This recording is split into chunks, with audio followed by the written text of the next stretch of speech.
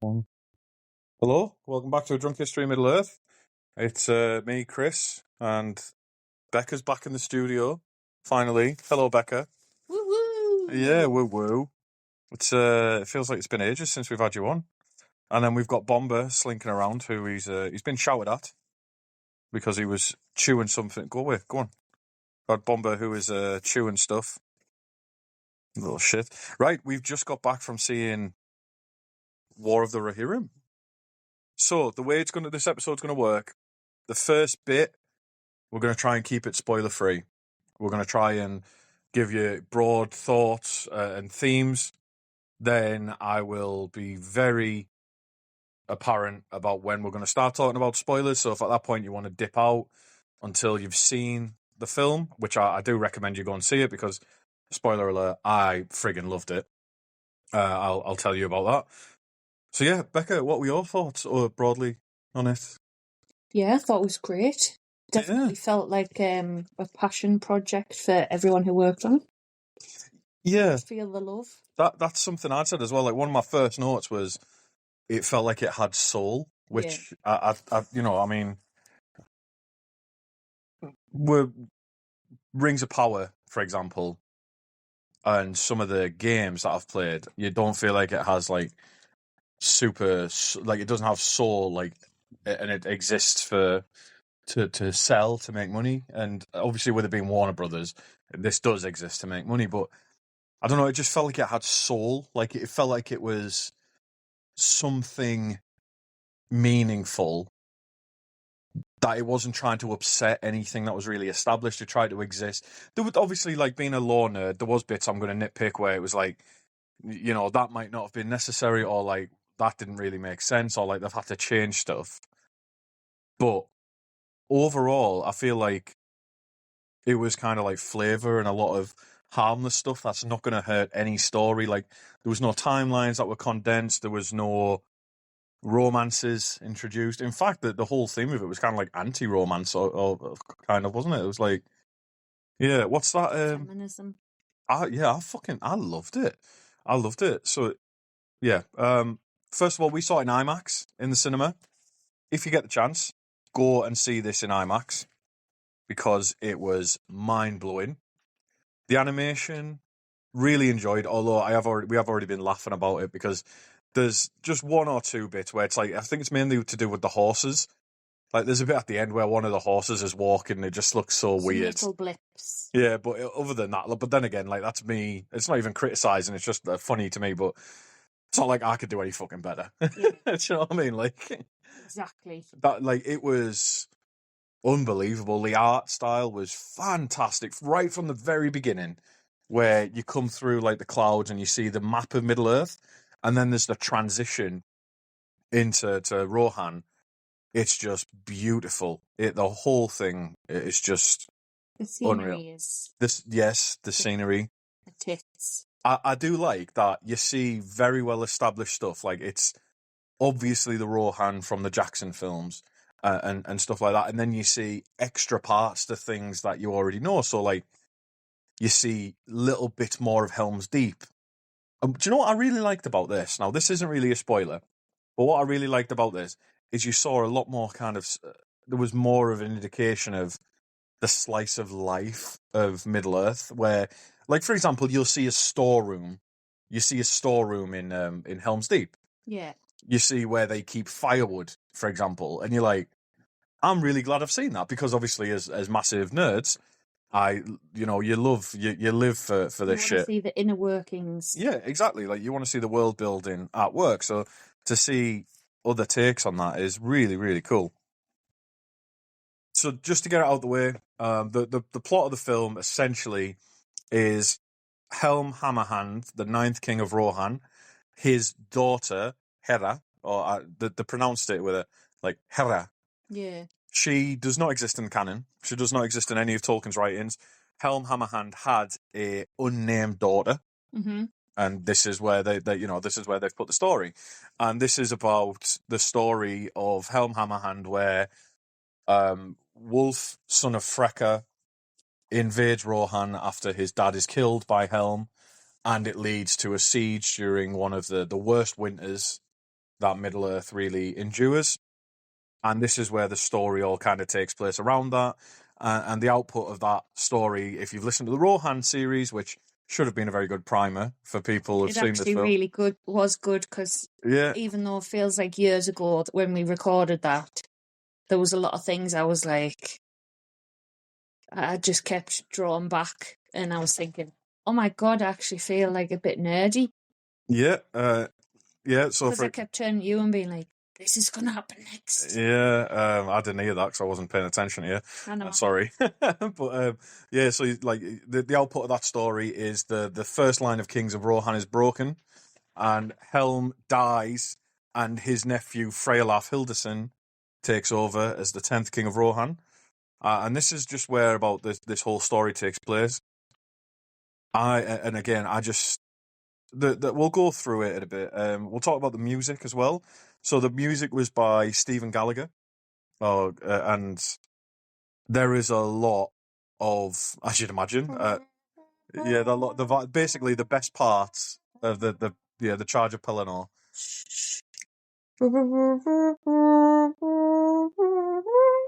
Yeah, there is a lot. So if you like the Charge of the Ride of the Rohirrim, the Charge of the Rohirrim at Pelennor, you're gonna love the music here because For the first half, it felt like all the music was just that. Yeah. There was also. That's me being dramatic. Yeah, sorry, I choked there. There's also the theme of the ring gets played quite a lot, and I was like, that's got nothing really to do with this. So right at the beginning, well, not a lot. Bomber, go away. Fucking dog. You were recording on our sofa, and the dog's like, he's a creeper. He gets right up in your face, and then he just like slowly climbs onto you.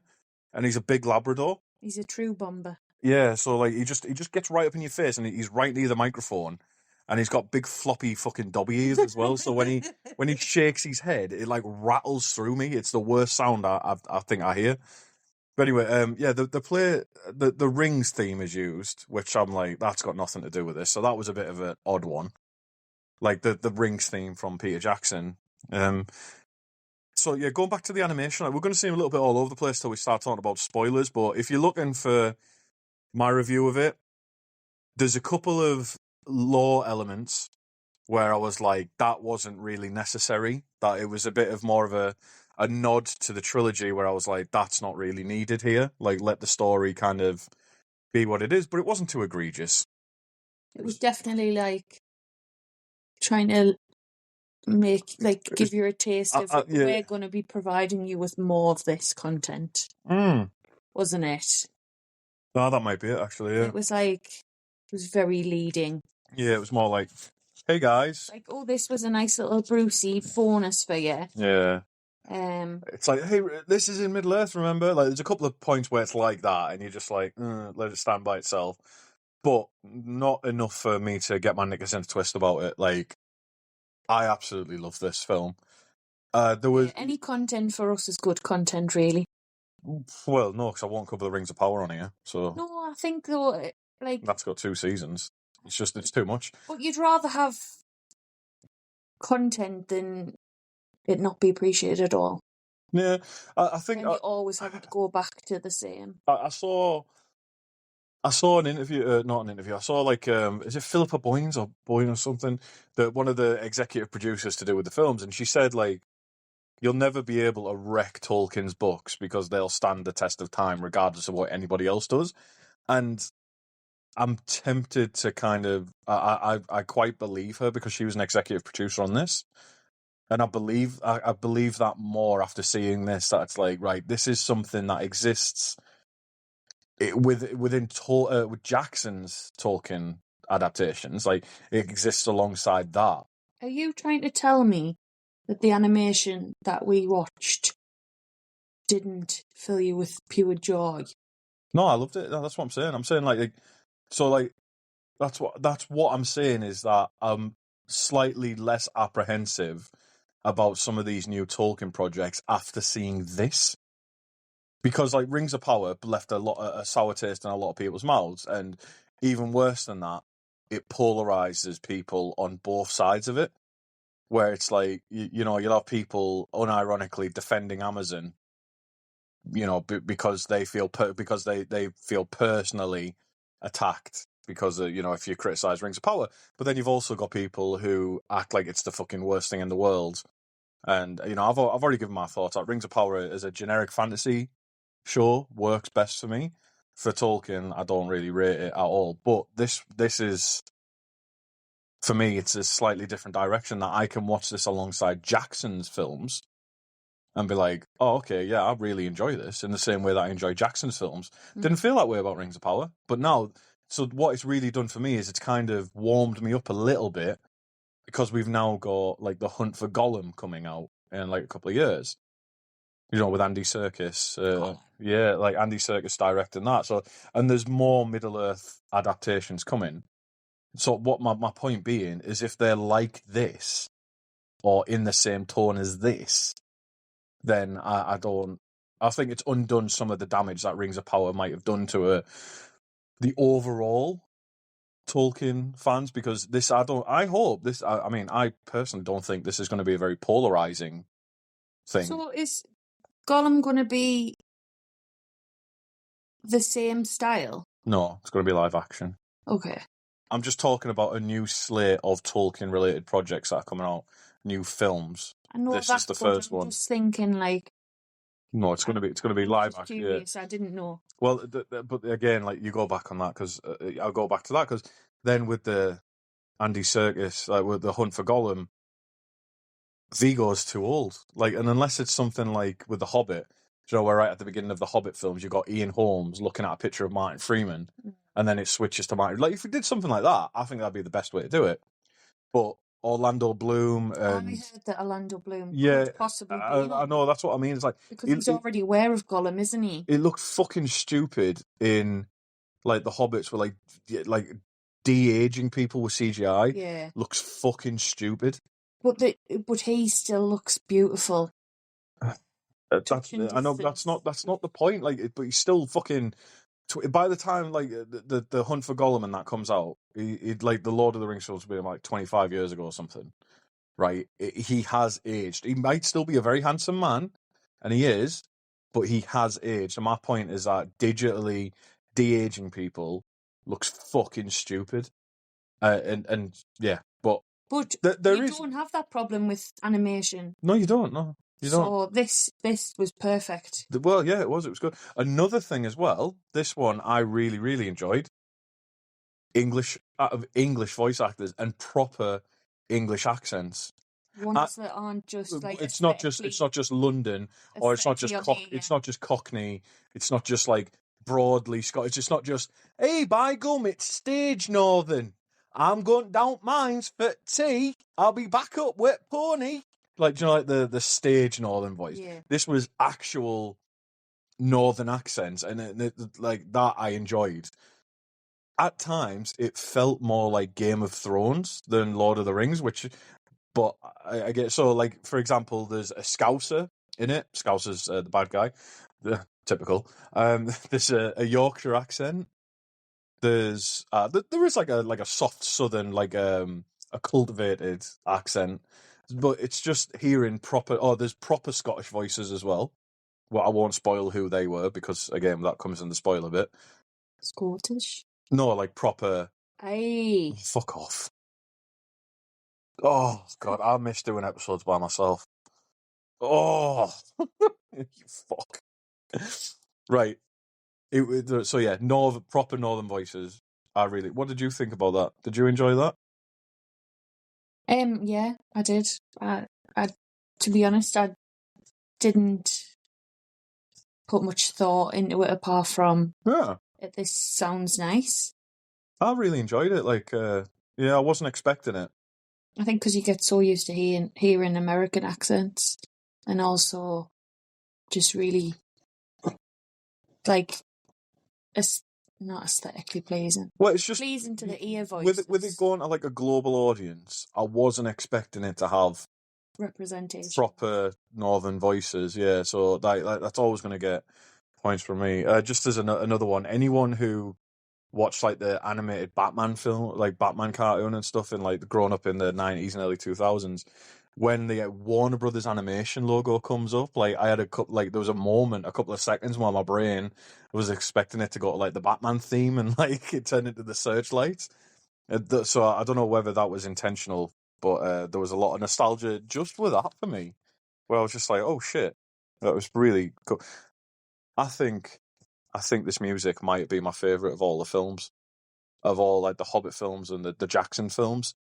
I think the score to this, because it takes and expands upon some of the best music from the Jackson films, that I think it might have reached like that peak one for me. I liked when Hammer was singing his songs, and then she comes into the Oh stables. yeah, I thought that was nice. that was lovely. That then tied into the rest of the film and being remembered through music. Yeah, didn't it? yeah, Because that was something he wanted to be remembered, didn't he? Yeah, it was like it was nice having like the brothers were very distinct, despite because a lot of these characters are from the appendices. I think all the characters like held their own. They did, yeah. They're all quite memorable. Like this is one of those films I think you'll be able to watch it. There'll be a lot of different like everybody got the main people. I all feel like got enough time to be quite developed. Like even the bad guys. Yeah. You're just like the cousin. Yeah, Even though for like half of the film he wasn't there. Well, yeah, because he was at Dunharrow. Yeah, exactly. Well, yeah, that's part of the event. So that's Freylaugh. Yeah. He got told to. Well, that's not exactly how it happens in the law, but he was at Dunharrow for most of the film and most of the events of the book, and he only comes after the snow stops, and that's how Wolf is defeated. But that brings us nicely to the end of the spoiler-free section. So, if you're looking for I don't know what the fuck you'd be looking for me for my opinion for, but I don't know what. I don't. Yeah, exactly. Why would you? Why would you want someone else's opinion? Go and see it yourself. Validate your own opinion, you fucking sheep. Right, but I enjoyed it. I really enjoyed it. A couple of the lore bits annoyed me, but as someone who does a Lord of the Rings podcast based on explaining the lore to people, anything that's going to fuck up someone's understanding based on just watching the films that I then have to clear up later on is always going to annoy me a little bit, because I'll then spend time saying, no, not this. But that being said, it wasn't enough for me to think of this as anything but a good watch. Yeah. It was enjoyable. The music's great. The animation's great. The story's great. The characters are strong. This is normally my criticism about like Tolkienism, not like as in a Tolkien character. Hera is not a Tolkien strong woman character. She's not like a Mary Sue or anything like that. She's a Rohirrim woman. She's a fucking shield maiden of Rohan, who is a strong person that happens to be a woman. Now that to me is the sign of a good character, and she is that. The story's great. There's a couple of lore things that I was a bit like with, but it's more like just minor annoyances. Doesn't try and change anything that happens in the writings. Do you know what I was curious about? Her soup making ability. Soup. Yeah. Yeah. Well, I was thinking the whole way through. I was like, because Eowyn's the one. Soup? Yeah, Miranda Otto is doing the voiceover. This very much is the stories that Eowyn would grow up hearing. Yeah. And that's fine with me. So yeah, this is the end of the spoiler-free version. So if you're going to see the film, go and see it. Otherwise, we're going to move into the spoilers now. Right, I'm glad they've gone. I always feel really weird when they're in the room. On the cook chair. Yeah, I know we talk about them a lot, but I'm glad they've gone. Yeah, me too. Yeah, it's always like it's always really awkward when they're around. Yeah. I'm glad they've gone. Fucking spoiler-free weirdos. And I'll let one rip now. Yeah, fart out your front bum. But yeah, spoiler-free. Spoilers. It was fucking great. I love this. Like, the eagle representation. The eagles were really cool. Like, Yeah. So I was just talking to I was Kat. just like, why she got a hunk of meat out? Yeah, I did like that. So it starts off with her feeding. It's an eagle, like it's a fledgling. I thought it was a full-size eagle, but you don't see until right near the end. She chucks but when she chucks the meat, Yeah, like you see how big of a hunk of meat it is for her. yeah, and then And then you see it in comparison to the eagle, and you're just like, fuck. I didn't catch it And until that's the fledgling. that's a fledgling eagle. Yeah. Yeah, so right at the end, she sees the big fucking eagle, and you're just like, Jesus Christ. Yeah. There's, I was talking to Kat just before we got in the car to come home, and she was saying that like, oh, I wouldn't. She was saying something. I can't remember what she said, but she said something about the eagles not being able to speak to the humans. But there was a throwaway line that you understand. It said that said like they understand it, but only wizards have a language to speak to eagles. Yeah. That's not technically true, I don't think, because the elves, I think, speak to the eagles and stuff like that. I don't think it's just reserved for the Ainur, the Maiar and the Valar and the wizards and blah blah blah. But I don't know. That's the dog farted. Yeah. Oh Christ! I was joking when I said, "Can we let it rip?" Bomber has let rip. Oh, but yeah. But so one law misstep that I noticed, and I thought was a bit odd.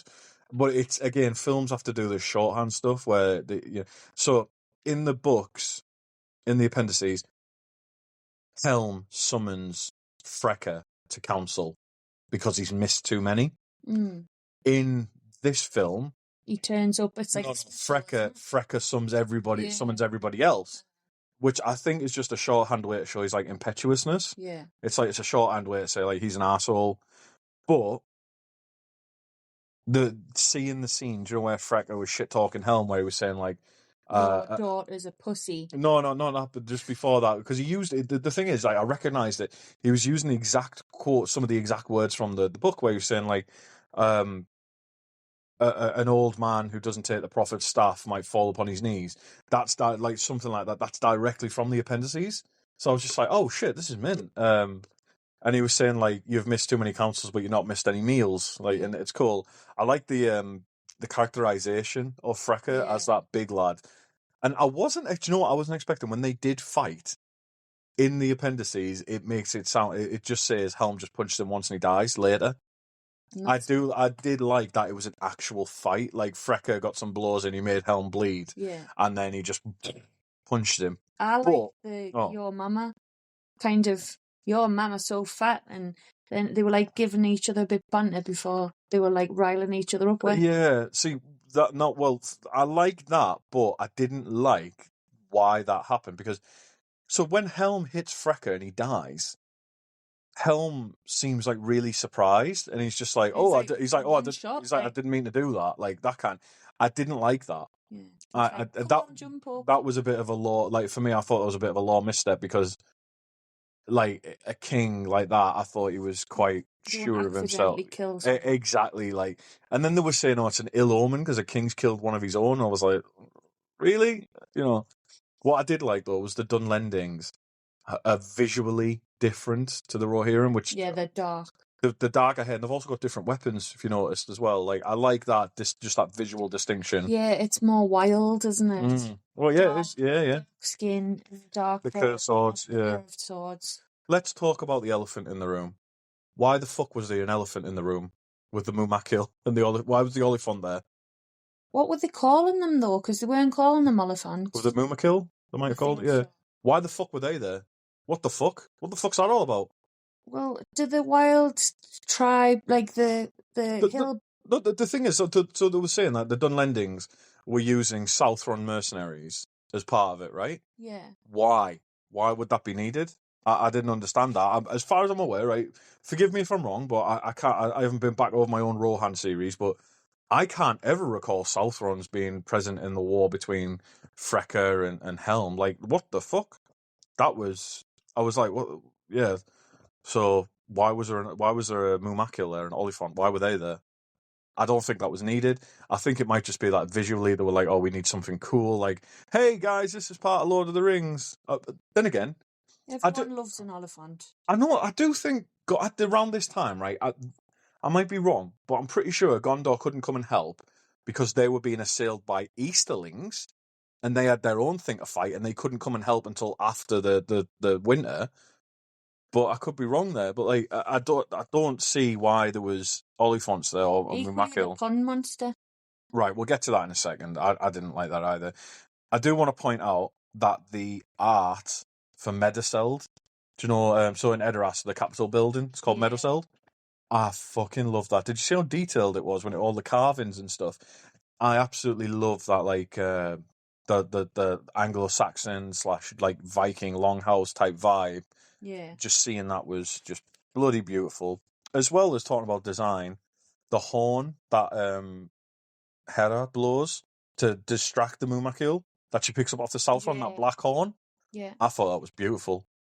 Yeah. But I did wonder, is that might be a reference to when Theoden dies, because when Theoden dies, he just killed one of the Southron commanders who has a banner of, I think it's either a black snake on a red field or a red snake on a black field, and the horn was a black snake-like horn.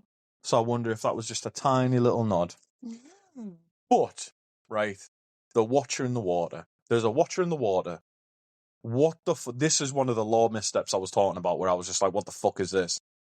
Not only was there a Watcher in the Water, but the fact that Targ, the enemy general, he knew it was a Watcher in the Water.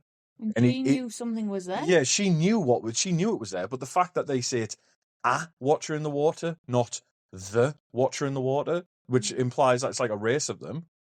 But also, I'm pretty sure they're one of the nameless things that even Gandalf doesn't really know about. So what the fuck's all that about?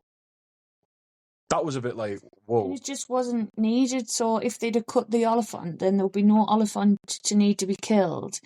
Didn't need to watch in the water. And she could have just gone in the forest out of curiosity, because she's got that curious spirit, to then be captured. Do you know what would have been better? Right? And this was something I thought of immediately on the fly, and I was a little bit proud of myself for this.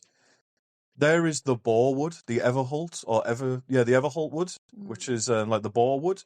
One of the kings of Rohan dies after being skewered by one of the very dangerous boar in the Everholt. And do you know what? Fucking more fool me, because I thought that when she ran into the woods and they said, "Do you know what lives in there?" I thought they're going to show one of the really dangerous boars of Rohan. Like, they're big, they're scared, like they're scared. Been good. I thought that would have been lovely, a little reference to Rohan, like the Everholt, which is around it's the woods that's around the base of, I can't remember the name of the mountain, but it's where Elendil's buried, and it's up there. It's anyway. But yeah, I thought like one of those, that would have been better than the Watcher in the Water, because that just fucking weirds things up. Yeah. Can you imagine like showing how dangerous the boars are by them killing an Oliphant? I was also curious as to what their first intentions were, because you know how he says like, "Oh, this has changed the plan," or because he meets her in the woods. The guy he captured. I don't know. Yeah, Targ. He does reference to like, "Oh well, we did have a plan, and we're on our way to do this, but now we've bumped into you." Yeah, I don't know. I would be curious to know what the actual original plan was. But yeah, Hera gets kidnapped. We then move on to Isengard, where I do like seeing. So in Isengard, they've taken Hera to Isengard.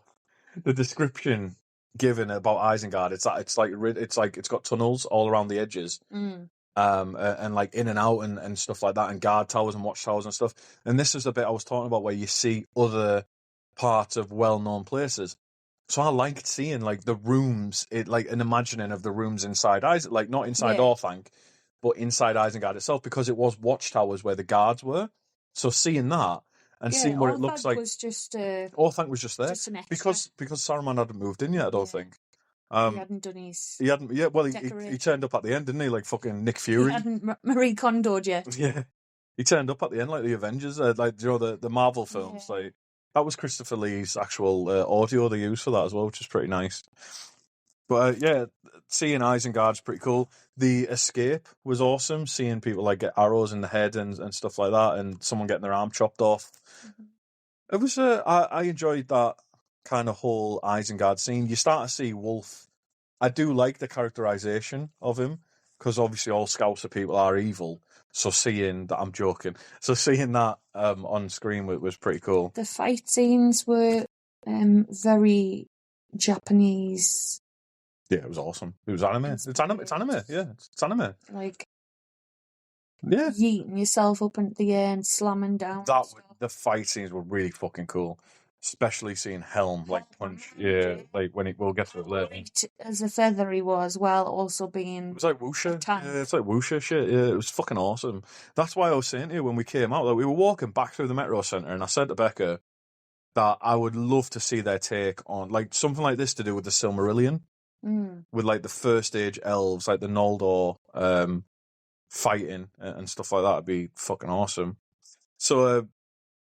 Yeah, I said it's quite Game of Thronesy, so with like the Yorkshire accents and the Scouse accents and stuff. But at times, I did think this would be more suited to Game of Thrones. The outfits that, like the costumes that, well, I'm trying to say it, the actual outfits that they wore, while they were like laying siege, because I thought they felt very like the Northmen, like the men on the wall. Yeah, it was. With their fur. Yes, and then there's a scene where Freyalaf is like he's kind of like chewed out. He gets told off by Helm, and Helm comes across as much more of a dick than I ever thought he would be. He just graciously walks off. Yeah, Freyalaf like just walks off and says like, "You'll have my sword whether you appreciate it or not." I feel like I don't know who gets done more dirty there, like Freyalaf or Helm, because and then there's some more lore around the Shield Maidens of Rohan. There's an actual living Shield Maiden, and then obviously at the end, I think Hera is classed as one as well. That's it's kind of like non-intrusive. It's just kind of like a quiet little corner of Middle Earth lore where they just add a little one and say, "Yeah, we think this might be what they are," and that's it. Yeah. So, like I say, these could be the stories that Eowyn grows up hearing. What else was there? Helm hammer in his hand. I love. Right, this is just so I play a lot of D&D. Like I play every week. I've done for like 4 years now, and I love using hammers as a weapon. So seeing Helm Hammerhand with a hammer in his hand, fucking awesome. When do you remember the fighting? And again, I know I've said about why were the Mumakil there, why were the Oliphants there, but there's a fight outside Edoras where they start the war essentially, and he kneecaps an Oliphant essentially, just fucking smashes it with a hammer. I felt that in my leg. Yeah, I was thinking, I didn't think I was an Oliphant, but I totally felt that. I loved it. I thought that was great. Obviously, it calls back, and again, it was like, hey, look, it's Lord of the Rings, because Eomer, 100 years later, so it's 300 years later, he brings down an Oliphant as well. Yeah, so and that kind of weird horned troll like creature. Oh, later on, yeah. And the horn, like you just see the horn. Oh, when he punches the horn off. And I was like, I don't even have horn. Yeah, my ears were ringing. I was like, oh my god.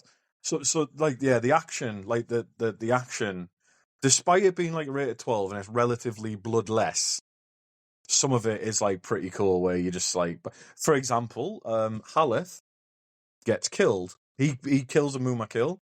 He kills an Oliphant with an axe. And I'm glad he didn't slide down the trunk like Legolas, otherwise I'd probably just fucking walked out. And he did do a bit of slide. He did. He was like trying to keep himself, but then he gets shot through the neck.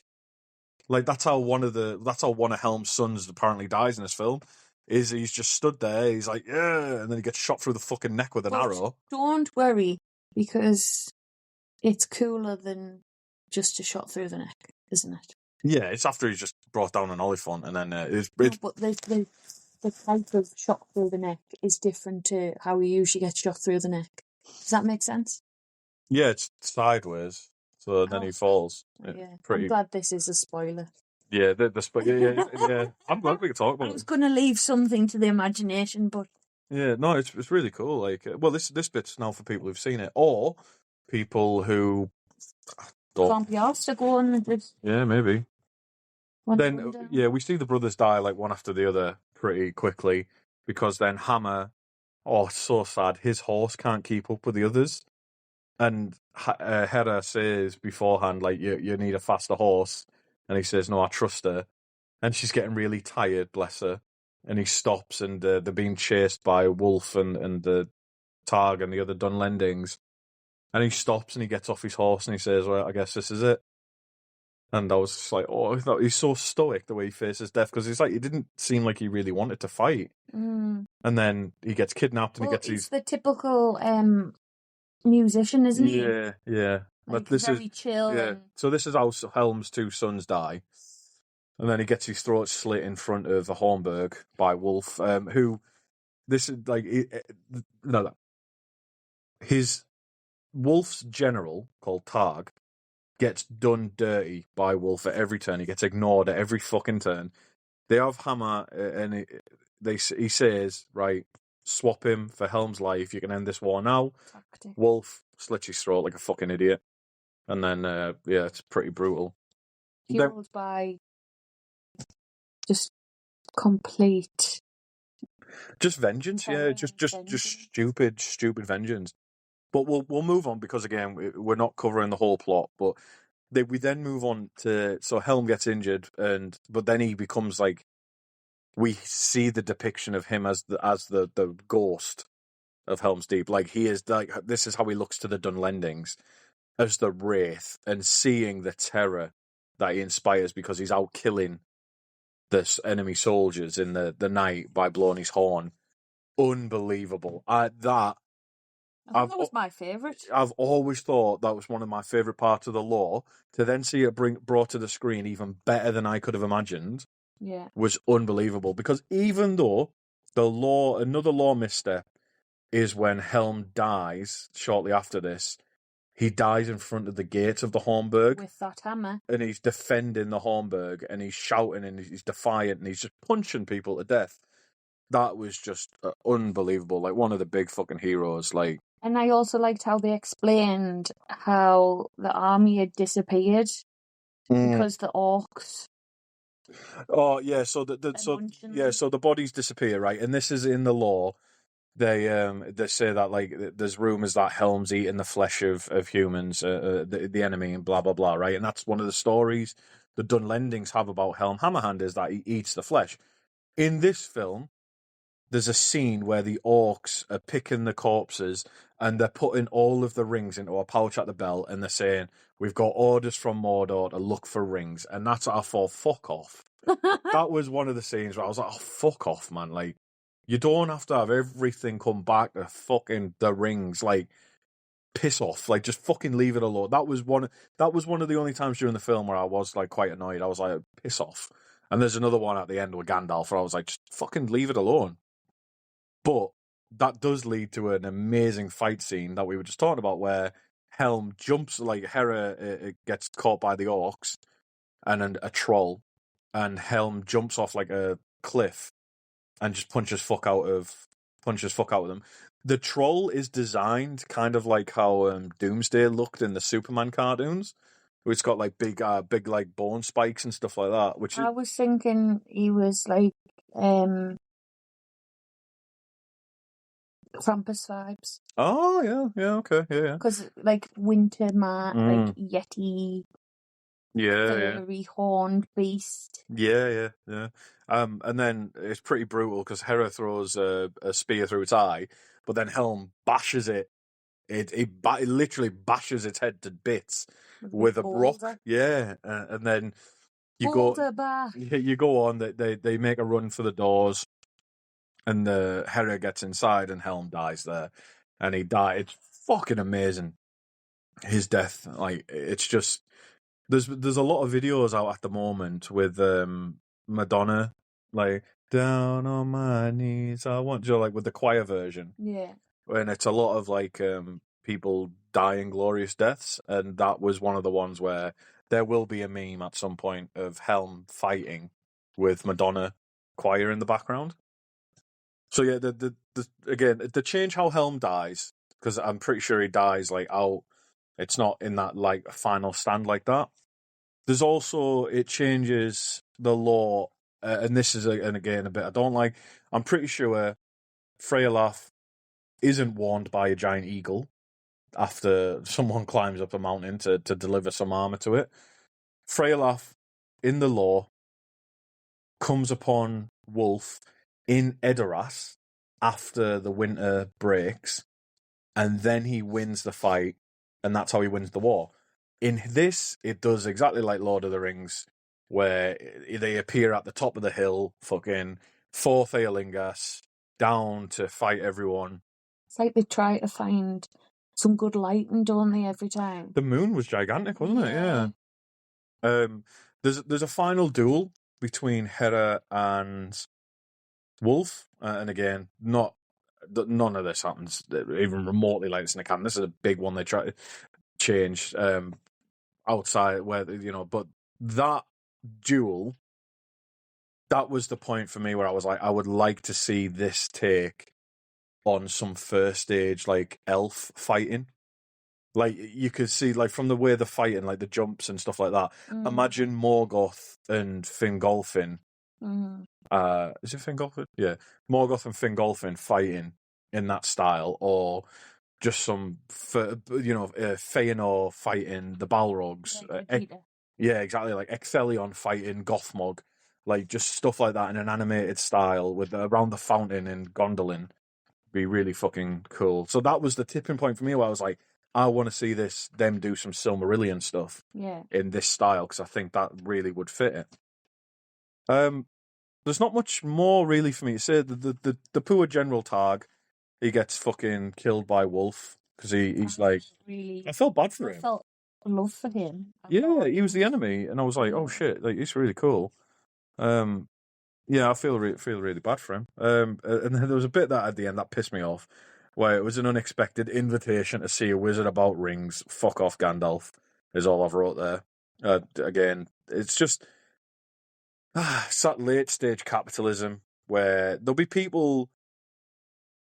Do you know, like how when you watch films, you mentioned it actually when we were watching the trailers, where you're like, they've showed everything in the fucking trailer. Yeah. There's some people, and legitimately, I hope it's nobody listening to this. There's some people who are so fucking dumb, they need to be reminded every, 5 minutes that they're watching a Lord of the Rings film. I didn't even mind Saruman. Yeah. I didn't mind that bit. Well, there's a law for that, because he does become friends with them.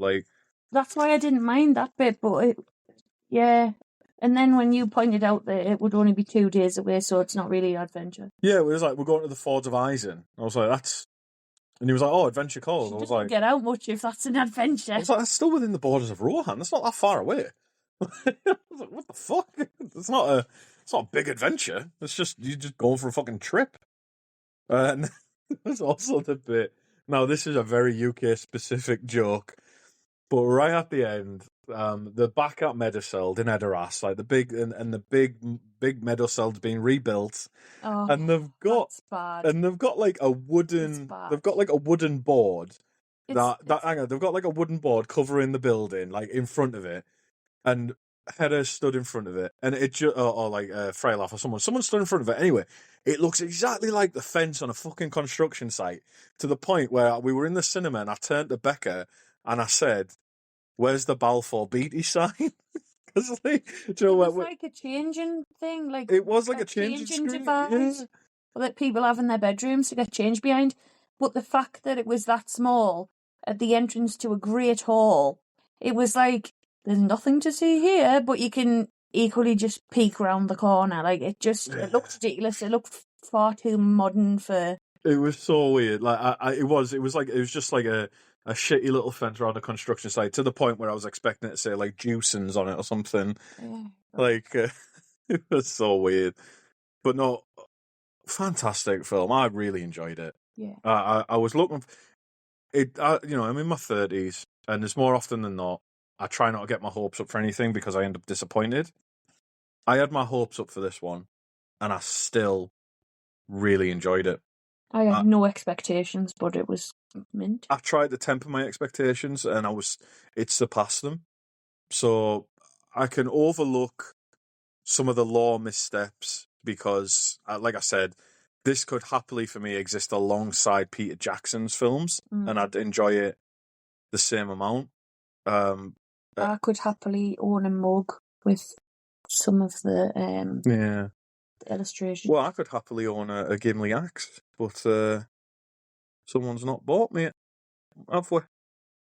I tell you what, you're spoiled rotten. Yeah, but no, that's it. That's really our thoughts on the film. We really enjoyed it.